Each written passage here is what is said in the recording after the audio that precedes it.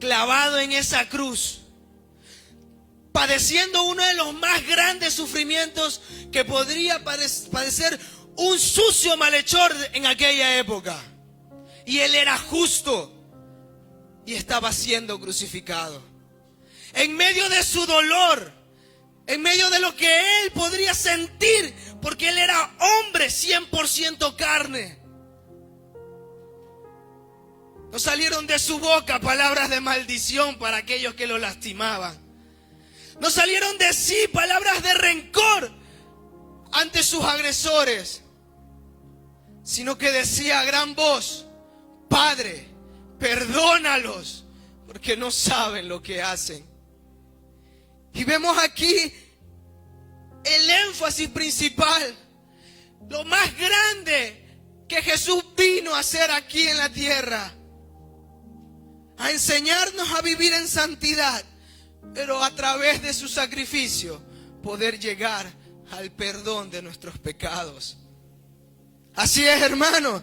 La profecía narra desde el primer libro de la Biblia, desde Génesis hasta Apocalipsis, un solo propósito para el Mesías: la redención de nuestros pecados.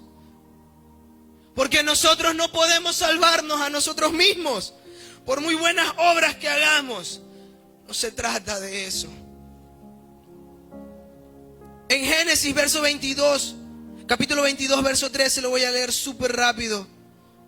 Entonces alzó Abraham sus ojos y miró, he aquí a sus espaldas un carnero trabado en un zarzal por sus cuernos. Y fue Abraham y tomó el carnero y ofreció holocausto en lugar de su hijo. Vemos aquí un extracto de las tantas veces que se profetizaba la venida del Cordero, la venida de aquel que redimiría nuestros pecados a través de su sacrificio.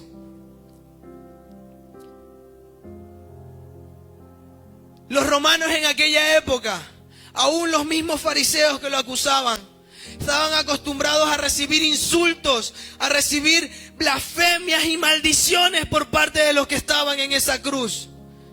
Pero aquella vez algo diferente sucedió. Aquella vez algo totalmente nunca antes visto estaba pasando. Porque ese que estaba ahí crucificado, llamado el Mesías, no lanzaba palabras de maldición.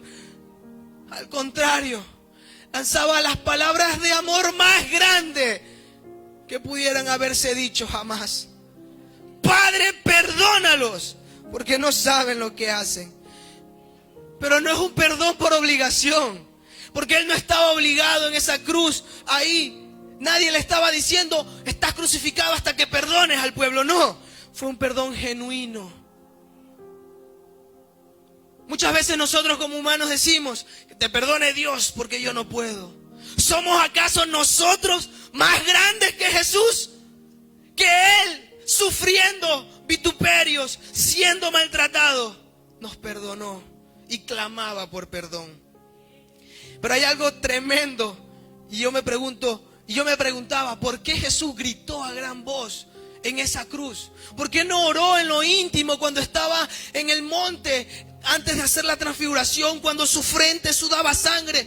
¿Por qué no oró ahí por perdón para por los demás? Porque es necesario. A veces nosotros nos olvidamos y no entendemos que necesitamos ser perdonados y también necesitamos pedir perdón. A veces se nos pasa por alto y creemos que esto no es para nosotros. Hermanos, necesitamos ser perdonados y también necesitamos pedir perdón. ¿Cómo nosotros vamos a decirle, Padre, perdóname, pero yo no perdono a mi hermano que me lastimó? ¿Con qué moral podremos acercarnos? Los romanos, los fariseos, los judíos y los gentiles que tal vez se pudieron haber encontrado en aquel lugar, todos escucharon esta frase. Pero hay algo más profundo. A veces no nos perdonamos ni a nosotros mismos. Y voy a narrar rápido porque el tiempo es corto y tenemos que correr. hay algo tremendo. ¿Saben quién más yo quiero creer que estaba en ese lugar? Había uno de sus 12 que dijo: Señor, a la muerte iré contigo. Pero cuando lo arrestaron lo negó 3 veces. Pero la palabra dice que de lejos lo seguía. De lejos lo seguía. Y cuando vio que se cumplió lo que Jesús le dijo, lloró amargamente. Y quiero creer que tal vez de lejos, aún en el monte del Calvario es una montaña, y a lo mejor en lo más lejos él estaba viendo esa situación. Y Jesús clamaba a gran voz diciendo: Padre, perdónalo, porque no saben lo que hacen. ¿Qué hacía Pedrito? ¿Qué decía él cuando entendió esto? Dice Romanos 7, 19 y 20, rapidito: porque no hago el bien que quiero, sino el mal que no quiero, eso hago. Y si hago lo que no quiero, ya no hago lo que yo, sino el pecado que mora en mí. Él entendió que no eran por sus acciones, sino porque ese sacrificio fue el que lo redimió. Ese sacrificio fue el que lo restauró. Ese es el sacrificio que hoy lo celebramos. Ese perdón genuino que sale de lo más profundo de ese corazón crucificado ahí. A veces nosotros nos perdemos en el día a día y nos olvidamos el énfasis principal de la vida de un cristiano. Somos redimidos por ese sacrificio y es necesario que nosotros, así como lo hacía Pedro después de eso, cuando recibió la revelación, recibió lo profundo de que el maestro le quería decir, comenzó, ¿y qué comenzó a hacer? Predicaba el evangelio. ¿Y qué impartía? Lo que recibió del maestro: libertad, sanación y perdón de nuestros pecados. Denle un fuerte aplauso al Señor, mis hermanos. El mensaje principal se resume en eso: Padre, perdónalos porque no saben lo que hacen. Él nos perdonó. Ahora nos toca a nosotros perdonarnos a nosotros mismos, perdonar al que nos lastimó y predicar de ese perdón. Aleluya. Que el Señor les bendiga, amados hermanos. Denle un fuerte aplauso a Dios.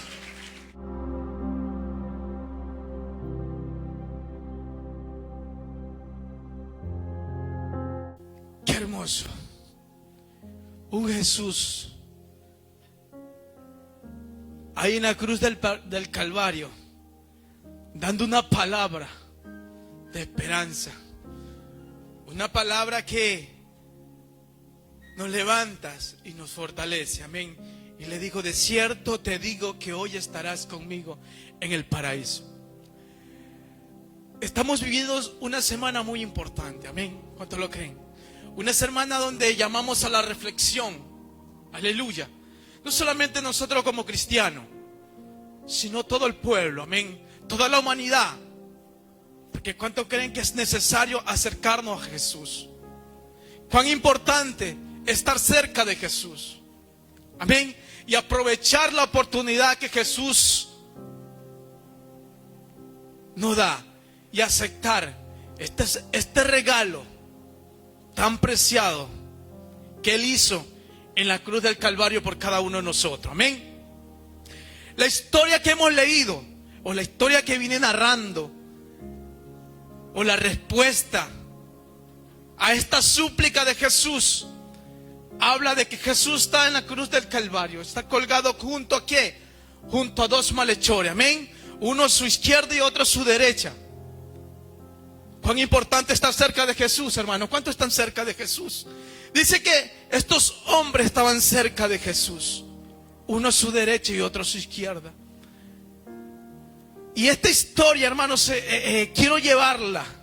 Se parece tanto al pueblo del Señor. ¿Cuántos están cerca de Jesús? Amén. ¿Cuántos creen, hermano? Dios es ese espíritu. ¿Cuántos creen que Dios está aquí en este lugar? Usted está cerca de Jesús. Pero ¿cuántos aprovechan el estar cerca de Jesús? ¿Cuántos están aprovechando el estar cerca de Jesús? Amén. Dice la historia que uno de los malhechores, amén, rechaza la última oportunidad de estar cerca de Jesús. Y dice que él comienza a maldecir, a hablar mal de Jesús. Y le comienza a decir que si tú eres el Cristo, sálvate a ti mismo y sálvanos a nosotros. Hombre con una condición de muerte y un corazón lleno de orgullo, amén. Y rechaza la única oportunidad que tiene de recibir la bendición de Dios. ¿Y por qué se parece esta historia tanto al pueblo del Señor? Se parece a nosotros ahora. Porque a veces estamos tan cerca de Jesús y con nuestros actos rechazamos el verdadero de Jesús, el verdadero amor de Jesús. Amén. De alguna manera nos equivocamos, pero Jesús en su inmenso amor y su misericordia le da la oportunidad a todo. ¿Cuántos creen que Jesús no tiene excepción de persona? Dicen que estas personas hicieron lo malo. Ellos están a punto de ser crucificados porque habían hecho algo malo. Pero Jesús en su inmenso amor le da la oportunidad. Amén. Por eso le digo que Jesús no hace excepción de persona. Su amor es tan grande que está dispuesto a alcanzarnos a todos. Aleluya. Y ahí está el mejor ejemplo de que Jesús a estos hombres, uno lo rechaza. Jesús enmudece y no le dice nada, o dijo algo. La historia dice que él no dice nada. Él lo maltrata y Jesús calla. Jesús calla. Y dice que el otro malhechor que recibe la bendición dice algo muy importante. ¿No tienes temor de Dios estando en esta condición, en esta condenación? ¿No tienes temor de Dios? Este hombre no ha hecho ningún mal. ¿Cuántos creen que Jesús era santo? Que Él no merecía la cruz. Amén. Que Él no merecía la cruz.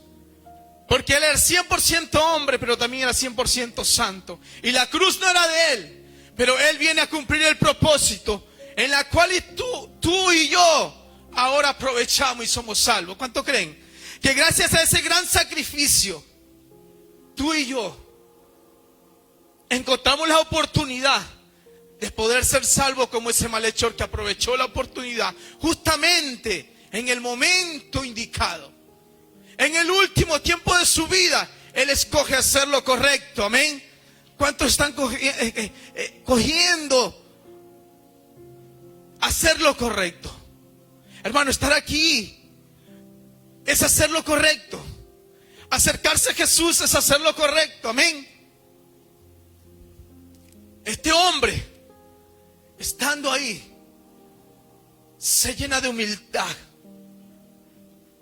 Hermano, porque parece mentira. Jesús está colgado en la cruz del Calvario. Uno solo aprovecha la oportunidad y se humilla delante de Dios. Y le dice: Señor, acuérdate de mí cuando vengan a tu reino. Él le hace una petición y Jesús responde. Y otro rechaza. Y eso pasa actualmente, hermano, en la humanidad. Hay tanta necesidad. Porque estos hombres, los dos tenían tanta necesidad. Y uno rechaza y no aprovecha la oportunidad.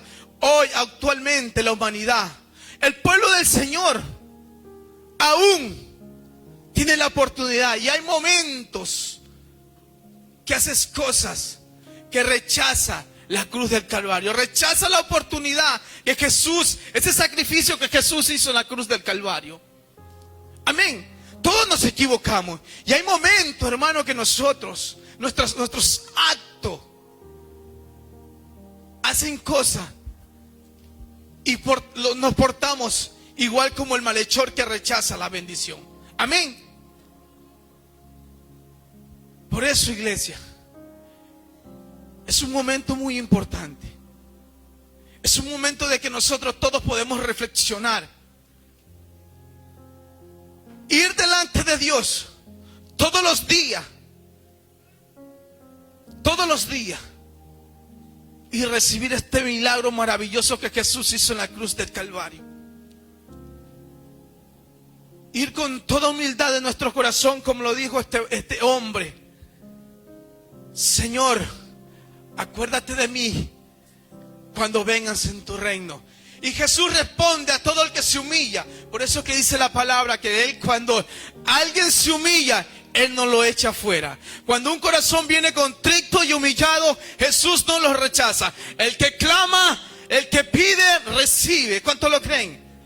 Y es un momento especial para reflexionar, pueblo del Señor. Ir con todo nuestro corazón humilde delante del que hace las cosas, delante del Señor, y decirle: Señor, ayúdame, con todo nuestro corazón, para que Jesús nos diga: de cierto te digo que hoy estarás conmigo en el paraíso. Estés preparado para recibir la bendición del Señor. Aleluya. Amén.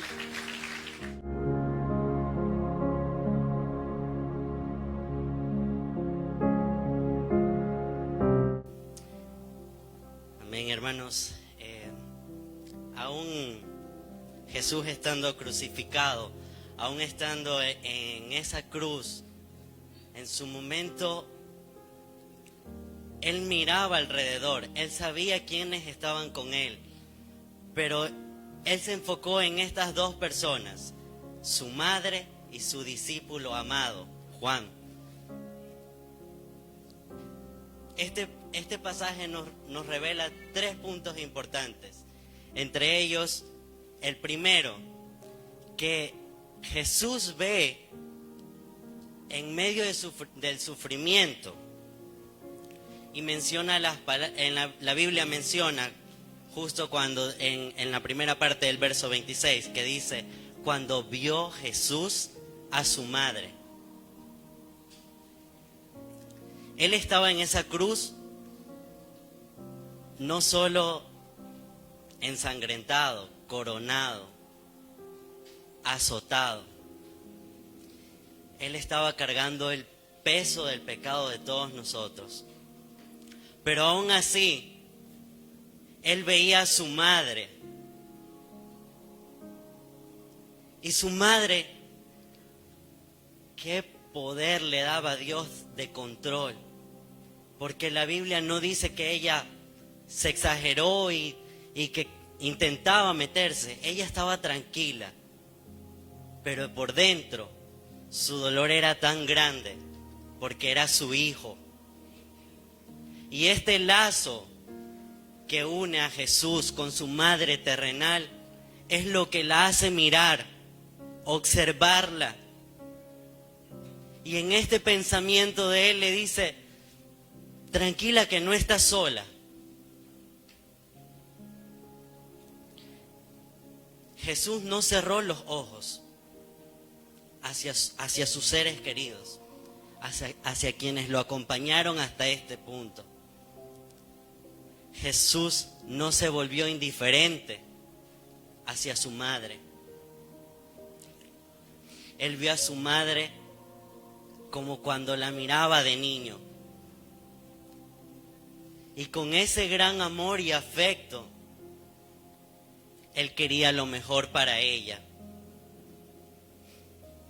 Jesús honra con gran responsabilidad.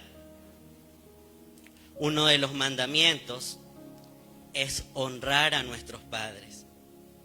Y Él, estando en esa cruz, decía: tengo que seguir honrando a mi madre aquí en la tierra.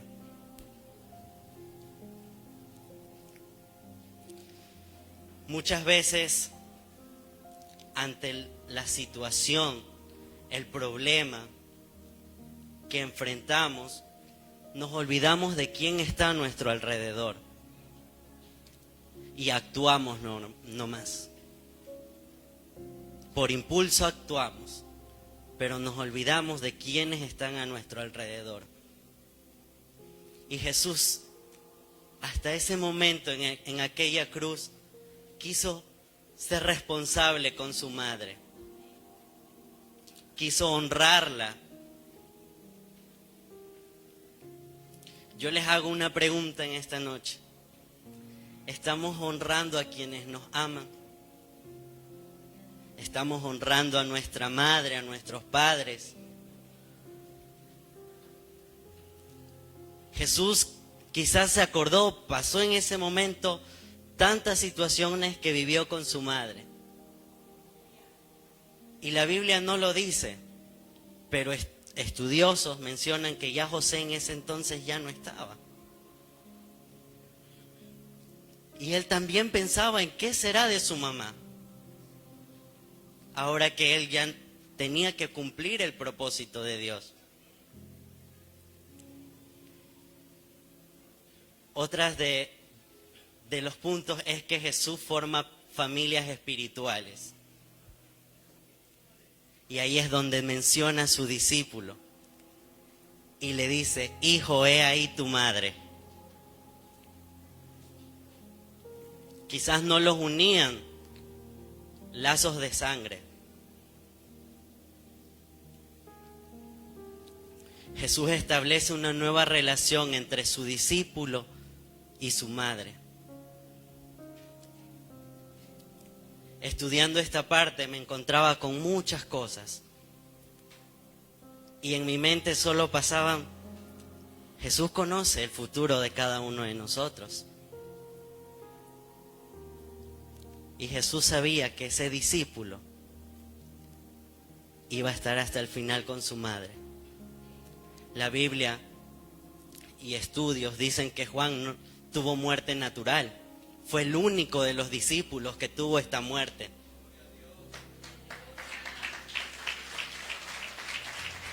Y no me había puesto a pensar por qué Juan era el único discípulo que estaba ahí en aquella cruz. Pero era el propósito para él poder honrar a su madre y que su madre quedara en alguien que lo siguió, que también iba, como lo cuidó a él, estuvo con él, iba a cuidar a su madre.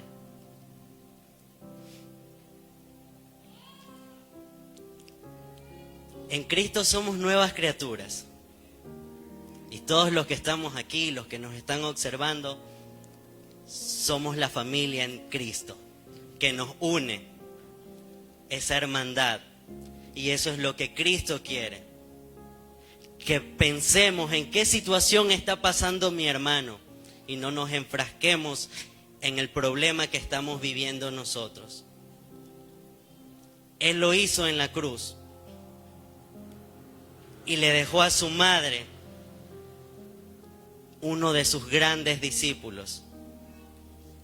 Su discípulo amado, lo menciona la Biblia, y cumplió la misión. Estuvo con la madre de Jesús, quien pasó a ser su madre.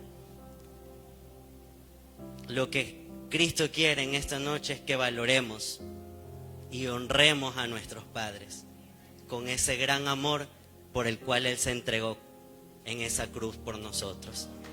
Amén.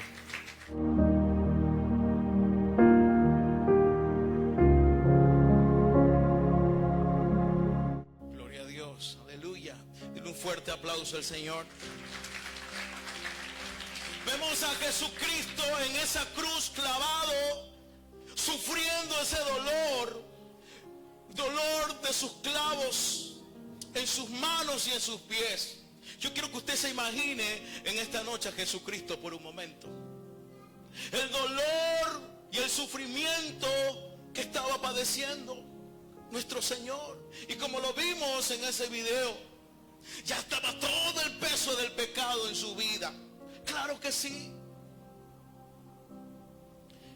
Vemos en esta palabra que Jesús hace un grito de angustia. Elí, Elí, lama sabachthani.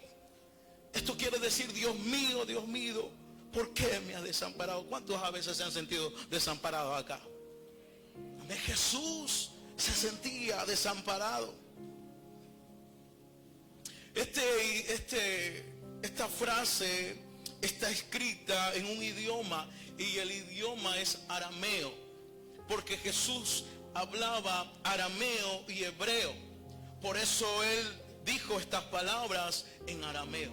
Y muchas personas y los soldados romanos Y todos los sacerdotes que estaban ahí, la gente decía, oh, está clamando Jesús a Elías, el profeta. Porque en ese entonces, hermano, Elías era muy famoso. Decía que Elías era la persona que cuidaba a los desamparados. No, está realmente clamando a Elías, pero no era así. Estaba clamando a Dios. Y hay alguna diferencia tremenda aquí, hermano. Si usted se da cuenta, la palabra que dijo el hermano Alex, ¿cuál fue la primera palabra que dijo? Padre, perdónalos porque no saben lo que hacen.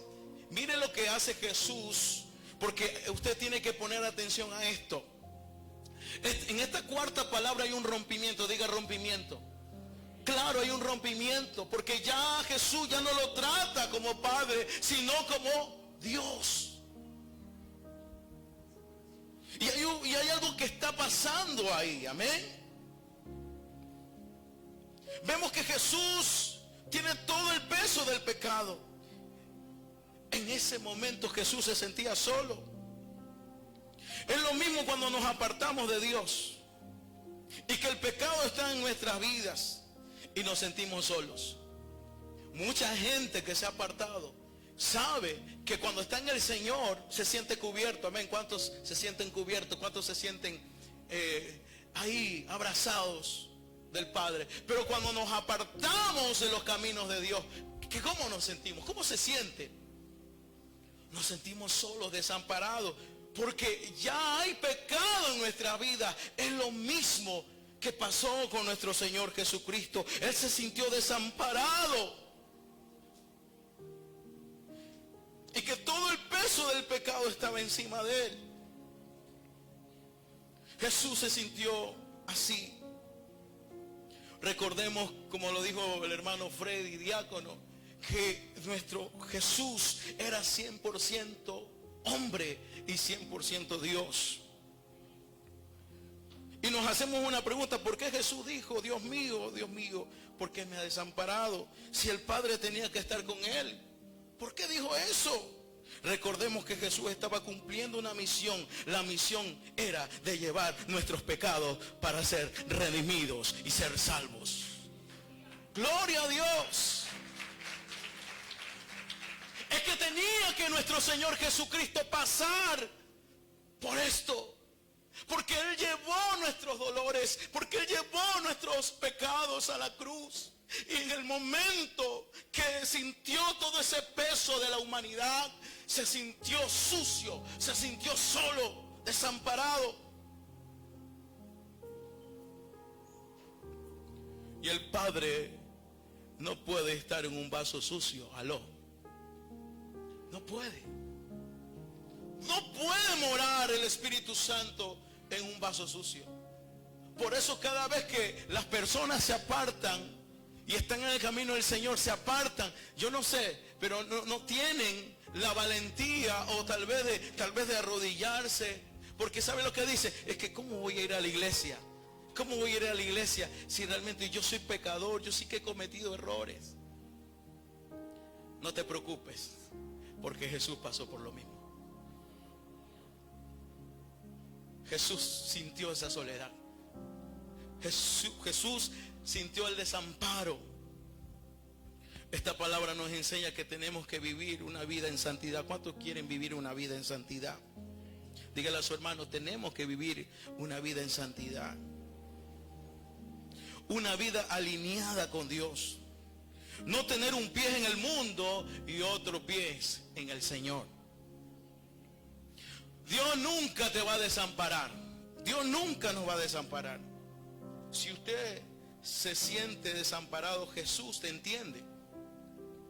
Si usted algún momento se ha sentido desamparado, Jesús te entiende, porque Él en esa cruz, en ese momento cuando dijo Elí, Elí, lama sabachthani, Dios mío, ¿por qué me ha desamparado? Él se sintió solo, desamparado. Y no te preocupes, por eso es importante que usted entienda que ahora en el Señor tenemos un Padre que nos ama. Segunda de Corintios capítulo 5 versículo 21, ¿qué dice? Al que no conoció pecado, por nosotros lo hizo pecado para que nosotros fuésemos hechos justicia de Dios en él. Al que no conoció pecado, por nosotros lo hizo pecado. Por usted y por mí. Él se hizo pecado porque derramó su sangre por usted y por mí. Por eso recordamos este día, porque Él murió en esa cruz por usted y por mí. Y ahora somos salvos. Y en esta noche yo te hago la invitación. Solo cree en Jesucristo y serás salvo tú y tu casa. Solo cree en Jesucristo hoy. Usted que me está viendo en las redes, es el momento que usted entrega a Jesucristo su corazón. Ya no vaya al mundo, porque allá se va a sentir desamparado, pero aquí se va a sentir en casa con un Padre celestial. Gloria a Dios, amén.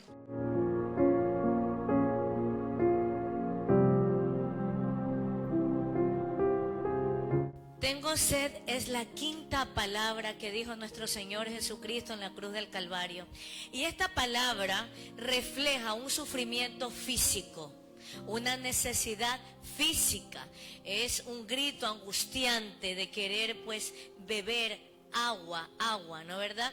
Es una de las necesidades más básicas que puede tener una persona, ¿no? Usted pues sabemos que sin agua no podemos vivir, quizás sin comer algún tipo de alimento podemos vivir más, pero cuando uno tiene sed pues la situación es más complicada.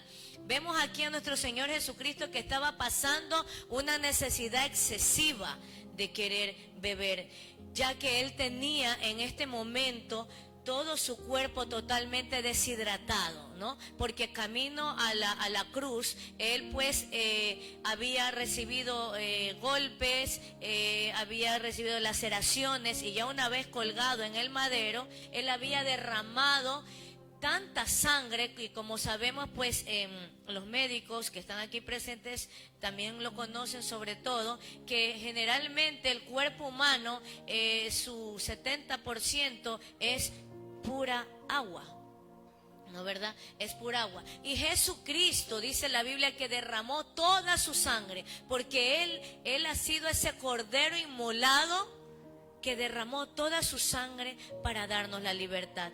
Entonces, en estos momentos cuando el Señor estaba ahí en la cruz y dijo, tengo sed, Él estaba totalmente deshidratado. Nuestro Señor Jesucristo aquí nos expresó su lado humano, su lado de necesidad. Diga necesidad. Sabemos que el Señor conoce todo. ¿Cuántos dicen amén? Él ahora mismo sabe cuál es tu necesidad, cuál es la necesidad que tú y yo tenemos. Pero el Señor en estos momentos, aquí en esta porción bíblica, hablaba de que tenía sed. La Biblia habla en el libro de Mateo, lo pueden anotar rápidamente porque no vamos a buscarlo por el tiempo. En el libro de Mateo 27:34 y en el libro de Marcos 15:23 habla la palabra del Señor. En el trayecto que el Señor estaba camino a la cruz, Él no solamente, como lo mencionamos en el texto base, cuando Él dice tengo sed, no solamente ahí Él expresó su necesidad de querer beber agua, sino que la Biblia dice que camino al Gólgota, ¿no? A la cruz, Él algunas veces expresó que quería beber agua. Y la Biblia dice que en una de las veces que Él pide y dice que quiere beber, que tiene sed, la Biblia dice que le llevaron a Él. Vamos a Marcos 15:23 rápidamente. Marcos 15:23, porque hay algo que tenemos que tener muy pendiente. Y dice la Biblia, y le dieron a beber vino mezclado con mirra, mas Él no lo tomó. Si usted toma en cuenta, en esta primera vez que el Señor pide agua, que expresa que tiene sed, dice que le dieron, una vez más, le dieron a beber vino mezclado con mirra, pero Él no lo tomó. Y nótese que en el libro de Juan, capítulo 19, verso 28, Él vuelve a expresar tengo sed. Y dice la Biblia que esa segunda vez, ¿qué le dieron a beber al Señor? Vinagre. Porque si usted ve en el verso 29, si no me equivoco, ahí está, que dice que le dieron a beber vinagre. Y en esa ocasión, que fue cuando ya estaba colgado en el madero, dice la Biblia que él sí probó el vinagre. Pero usted dirá, ¿y por qué no bebió la primera vez que él pidió, pues, que quería agua y le dieron vino con mirra? ¿Por qué no lo bebió? Científicamente comprobado, y estaba consultando, y dice que en esa bebida que mezcla el vino con la mirra, esa bebida era un tipo de narcótico. Era un tipo de narcótico. Es decir, si él bebía esa primera vez, que iba tal vez con su cuerpo dolido, molido también, porque él iba muy herido ahí, a lo mejor al beber, ¿no? Y no es que a lo mejor, es que es así. Si él hubiese bebido ese vino que estaba mezclado con mirra, pues iba a provocar un tipo de analgésico en su cuerpo. Y eso iba a hacer que merme el dolor, ¿sí o no? Pero ahí, si él hubiese bebido esa primera ocasión, entonces del todo no se hubiese cumplido la palabra, porque él entonces hubiese bebido algo que le merme el dolor. Y no era así, porque él tenía que sentir todo el dolor, llevar todos tus dolores y los míos en la cruz. Él tenía que ser un cordero inmolado, sin tacha, sin falla, sin nada. Dale un aplauso al Señor, aleluya. Él tenía que cumplir el propósito del Padre a cabalidad. Él no tenía que hacer algo que no haga que la palabra se cumpla del todo. Entonces, por eso esa primera ocasión él no bebió. Pero la segunda ocasión él probó. Dice la Biblia que él probó, no bebió, pero probó el vinagre. Y luego de que probó el vinagre, dice la palabra, vamos en Juan 19:28, dice en el 29, y estaba allí una vasija llena de vinagre. Entonces ellos empaparon en vinagre una esponja y poniéndola en un hisopo se la acercaron a la boca, ¿no? Y él probó. En el otro verso dice que él tomó, probó y dijo consumado es, y esa es otra palabra, ¿no? Pero ese vinagre es como un preámbulo al final de nuestro Señor, porque luego de probar el vinagre expiró, en otra parte de la Biblia lo dice. Pero ¿qué es lo relevante de la palabra tengo sed? Lo más relevante de la palabra que dice el Señor tengo sed es que Él palpó la necesidad humana, física, y también la necesidad espiritual. Porque hoy en día la humanidad está viviendo una necesidad tan grande de Dios, porque la maldad se ha multiplicado. ¿Cuántos dicen amén? Y el ser humano necesita la palabra del Señor. El ser humano necesita el agua de vida que es nuestro Señor Jesucristo. Dale un aplauso al Señor.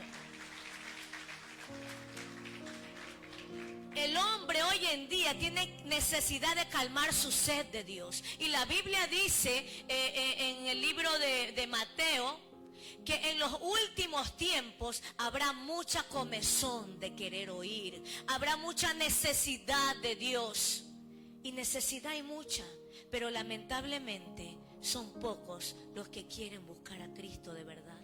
Y hoy en día esa agua de vida está ahí, lista para ser bebida. Ya no está Jesucristo en el madero colgado diciendo tengo sed. Ahora Él resucitó. Y ahora Él no te dice tengo sed, sino te dice yo soy el agua, bebe. Dale un aplauso al Padre, aleluya. La palabra del Señor dice en el libro de Juan 4:14, y con ese termino. Juan 4:14. Mas el que bebiere del agua que yo le daré no tendrá sed jamás, sino que el agua que yo le daré será en él una fuente de agua que salte para vida eterna. Hoy el Señor ya no te dice tengo sed, sino Él te brinda esa agua de vida. Todo aquel que me está viendo ahora ahí en las redes sociales y tiene sed de Dios, ahí está, solamente tienes que beber. Ahora Él está presto para darte la protección, para darte agua. Y el agua que el Señor nos da es un agua que nos sacia tanto el alma, el espíritu. ¿De qué es lo que ahora en este tiempo la gente tiene sed? De calmar sus necesidades, de calmar sus problemas, de calmar la ansiedad, de calmar la preocupación. Pero ¿dónde está la solución? En el agua de vida, que es nuestro Señor Jesucristo. Dele un aplauso al Señor. Gloria a Dios. Aleluya.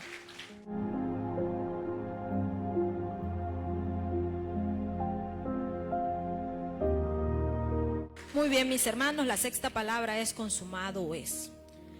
En algunas investigaciones que hice, apareció de que la frase que utilizó el Señor en la cruz para denotar esta palabra fue tetelestai. Esta palabra, de pronto para muchos desconocida, puede ser simple, pero tiene un gran significado para el pueblo cristiano. ¿Ya? Esta palabra ¿por qué es significativa? Porque fue pronunciada por Jesús en la cruz. Nuestro Redentor la pronunció en medio de su dolor. Tetelestai significa, valga la redundancia, consumado es. Pero en la antigüedad se le dio varios usos de forma particular y específica. Pude investigar que se utilizaba para indicar que una deuda estaba saldada, que se había completado el pago en su totalidad. En otros casos era cuando un siervo completaba la tarea encomendada por su amo. Ahí sí vamos viendo la importancia que tiene esa palabra para nosotros. Denle un aplauso al Señor, mis hermanos. Ahora, Jesús en su agonía dijo esta palabra con gran dolor. Pero vamos a hacer un pequeño recorrido de Jesús. Toda la semana, desde que inició la semana, fue proclamado como rey, recibido como grande. Ese hombre era impresionante, famoso en esa época. Yo me imagino que sus días fueron terribles. Él no descansaba. Todo el mundo tenía que ver con él. Él estaba pendiente a todo. Esa es la vida de las personas que tienen esta fama, ¿no? Pero a Jesús le tocó duro. En la noche anterior pasó tan difícil esa noche que no durmió. Cuenta la palabra de Dios que estaba en vela toda la noche. Comenzó en el Getsemaní orando, haciendo vigilia. ¿Ok? Allí fue traicionado, capturado, juzgado, maltratado, escupido, escarnecido y ahora estaba en la cruz. ¿Ya? Ahora, ¿cómo estaba en la cruz? Con un dolor profundo, con sed, con hambre, sin casi músculos en su espalda. Porque si investigamos bien, los romanos fueron bastante severos con ese castigo. Sin casi músculos en su espalda y con una cruz que pesaba más de 1 tonelada. Y así caminó, sin casi sangre prácticamente, porque la estaba derramando toda, gota a gota en la cruz. Amén. Decía el pastor hoy en la mañana, imaginémonos ese cuadro y todo lo que estaba sufriendo Jesús en la cruz para el bienestar suyo, mío y de cada uno de los que nos ven en el mundo entero. Un hombre, 100% hombre, 100% Dios, estaba ahí en la cruz, en su parte humana. Porque como decía la pastora, él no bebió el vinagre para no calmar ese dolor. Él resistió y aguantó como hombre. Como hombre tuvo todo ese dolor. Ahora, en medio de esa agonía, mis hermanos, cogió uno de los últimos aires, de las últimas fuerzas que tenía y dijo, consumado es. Bajo el concepto que acabamos de ver, podemos decir que él estaba diciendo algo como, Padre, terminé. Señor, ya pagué esa deuda. Todo está saldado. Gloria a Dios, hermano. Ahora, pagó la deuda por nuestros pecados, para nuestra redención. En medio de esa agonía estaba allí. Y aún así declaró su victoria. Porque eso es consumado, es declarar la victoria en medio del dolor, en medio del sufrimiento, en medio de la agonía. Romanos capítulo 10, versos 9 y 10 dice que si confesares con tu boca que Jesús es el Señor y creyeres en tu corazón que Dios lo levantó de los muertos, serás salvo. ¿Por qué? Dice el verso 10. Porque con el corazón se cree para justicia, pero con la boca se declara, se confiesa para salvación. Gloria al Padre, mis hermanos. Y ese hombre allí estaba declarando victoria sobre la muerte, sobre cada una de las personas que lo estaban crucificando, sobre aquel que lo señaló, sobre aquel que lo maltrató. Estaba ahí diciéndole: Padre, aquí continúo y aquí estoy para tu gloria y el cumplimiento de tu palabra. Amén, mis hermanos. Ahora, Jesús había completado su obra redentora, la que le fue colocada desde el Génesis. Si recordamos que en el Génesis capítulo 3, cuando el Señor expulsó a Adán y Eva del paraíso, lo primero que hizo fue un sacrificio. El primer sacrificio que aparece en la Biblia fue allí, para darle que vestir a Adán y a Eva y cubrir su vergüenza. De allí comenzamos un recorrido por la Biblia, desde Abraham, en el mismo Génesis. Más adelante comenzamos a ver el sacrificio, el cual a través de este se podían redimir los pecados. Para el Nuevo Testamento, el Cordero se hizo hombre para la gloria de Dios y pagó la deuda y redimió sus pecados y los de cada uno de los que vivimos en la tierra. Gloria a Dios, al Padre de las alturas. Terminó su obra redentora en medio de dolor, en medio de llanto, en medio de angustias. Ahora, hay versos en la Biblia que respaldan algo de lo que estamos diciendo. Por ejemplo, 1 Timoteo capítulo 2, versos 5 y 6 nos dicen: porque hay un solo Dios, hay un solo mediador entre Dios y los hombres, Jesucristo hombre, el cual se dio a sí mismo en rescate por todos, de lo cual se dio testimonio a su debido tiempo. Para resumir, uno de los más conocidos y uno de los más importantes, Juan 3, 16, 17 dice: porque de tal manera amó Dios al mundo, hermano, que dio a su Hijo unigénito, para que todo en el que Él cree no se pierda, mas tenga vida eterna. Porque no envió Dios a su Hijo al mundo para condenar al mundo, sino para que el mundo sea salvo por Él. ¿Qué le dice el Padre hoy, hermano? Hoy nos dice: ¿cuándo será el día que nosotros vamos a decirte Telestai? ¿Cuándo va a ser el día que nosotros le digamos al Padre: Señor, me dolió, me costó, sufrí, qué angustia y qué dolor, pero terminé, Señor? Gracias, porque por tu sacrificio hoy somos llamados justos y ya no vemos tu ira, sino que gozamos de tu gracia y tu misericordia. Danos la fuerza para un día estar contigo en tu gloria y decirte: consumado es, Señor. Gloria al Padre, mis hermanos. El Señor me los bendiga. Pasen buena noche.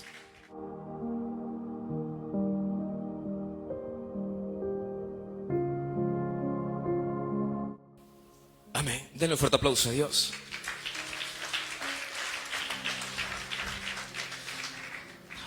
Y le puse como tema, le puse hasta el último suspiro.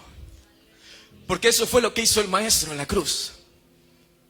Dio su vida por nosotros. Y cuenta la historia que al mediodía se oscureció. Todo estaba oscuro. No se distinguía el uno del otro. Era el mediodía. El cielo estaba de luto.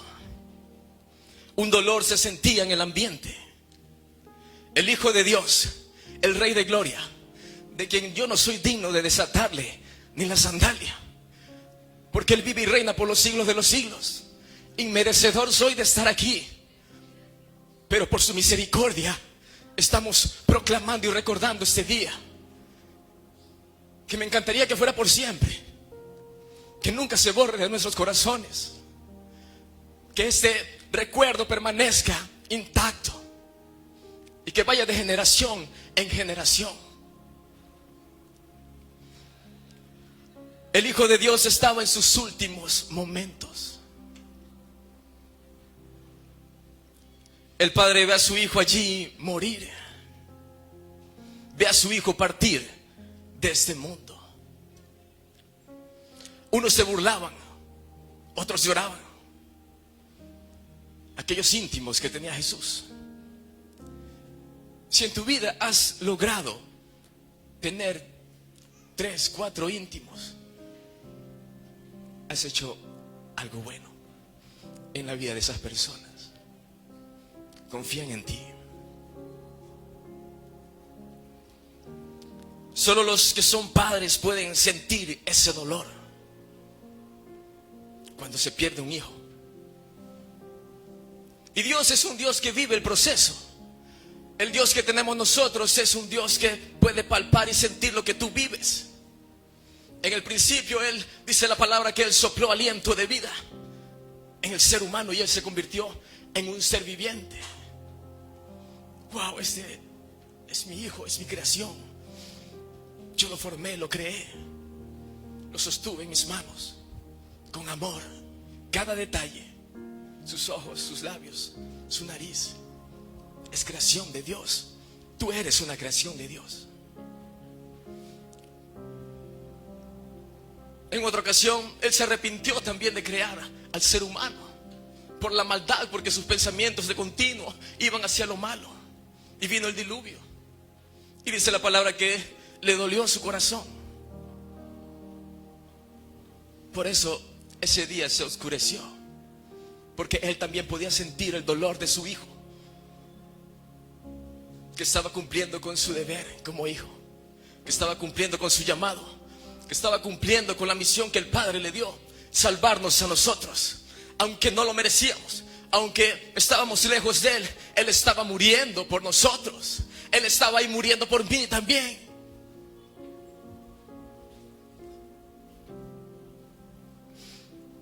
Hasta el último suspiro. En el libro de Romanos 8:15 dice la palabra de Dios: y ustedes no recibieron un espíritu que de nuevo los esclavice al miedo, sino el Espíritu que los adopta como hijos y les permite clamar: Abba, Padre. No somos cualquier cosa. Tenemos un Padre. No estamos huérfanos. Fuimos adoptados a través de lo que Él hizo en la cruz del Calvario. Precio de sangre y dolor.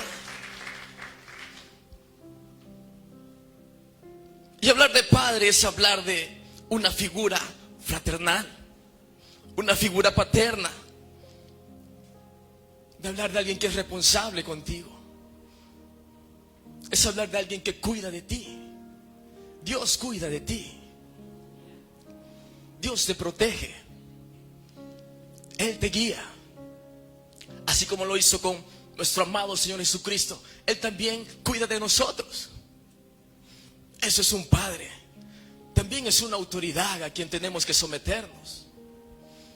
Y el Maestro nos dejó el ejemplo. Él también es un refugio.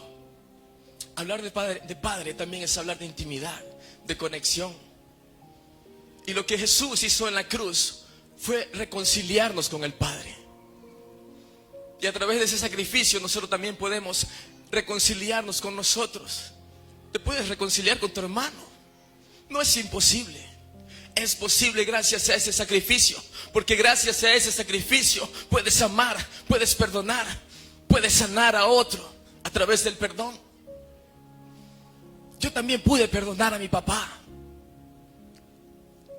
y hace unos días pude recibirlo en el aeropuerto, y fue una bendición tan grande. Tenía 20 años que no veía a papá, y cuando lo vi estaba intacto.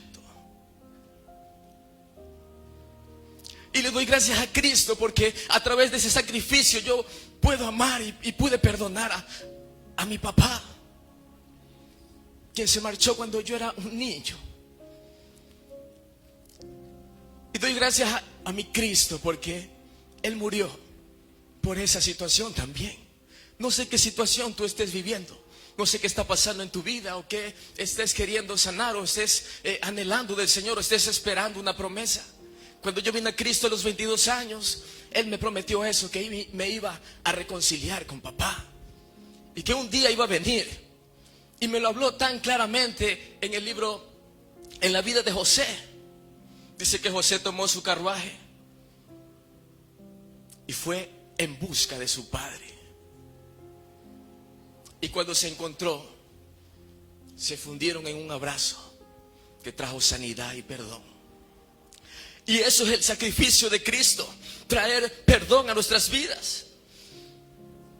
Dice la palabra del Señor: Padre, en tus manos encomiendo mi espíritu.